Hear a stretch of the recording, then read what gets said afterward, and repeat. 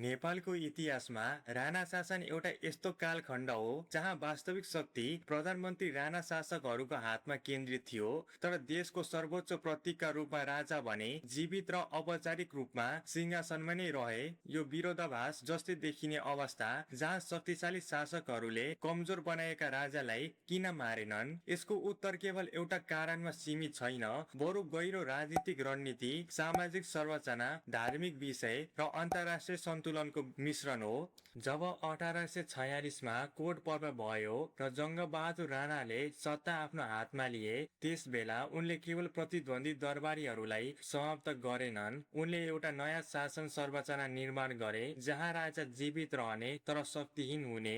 यो निर्णय आकस्मिक थिएन, बरु अत्यन्तै सोच विचार गरेर बनाइएको राजनीतिक योजना थियो। यदि उनले राजालाई समाप्त गरेका भए त्यो कदमले तत्कालीन नेपाली समाजमा एउटा गम्भीर असन्तुष्टि र विद्रोह निम्ताउन सक्थ्यो, किनकि राजा केवल एउटा व्यक्ति मात्र थिएनन्, उनी विष्णुको अवतार मानिने धार्मिक र सांस्कृतिक प्रतीक थिए। जनताका लागि राजाको हत्या केवल सत्ता परिवर्तन होइन, धर्म र परम्परामाथि आक्रमण जस्तो हुन्थ्यो।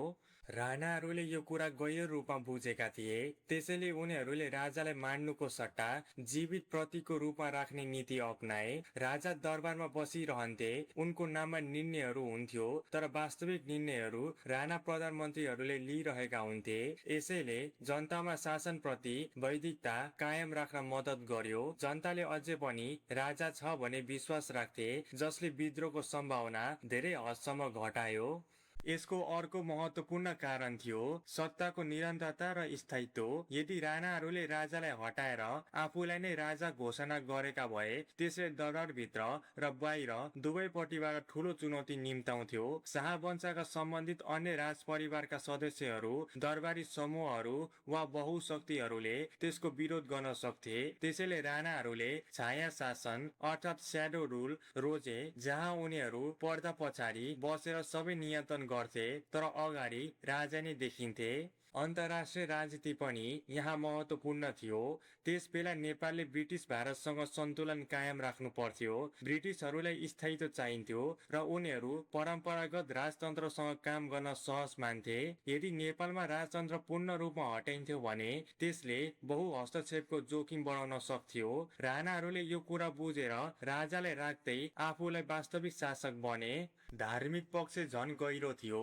नेपाललाई हिन्दू राष्ट्रको रूपमा हेरिन्थ्यो, जहाँ राजा धर्मको रक्षक मानिन्थे। यदि राणाले राजाको हत्या गरेका भए त्यो केवल राजनीतिक अपराध मात्र होइन, धार्मिक अपराध पनि मानिन्थ्यो। त्यसैले उनीहरूको शासनलाई नै अस्थिर बनाइदिन्थ्यो। त्यसैले उनीहरूले धर्मलाई चुनौती दिनु बाटो रोजेनन्, बरु त्यसलाई आफ्नो पक्षमा प्रयोग गरे।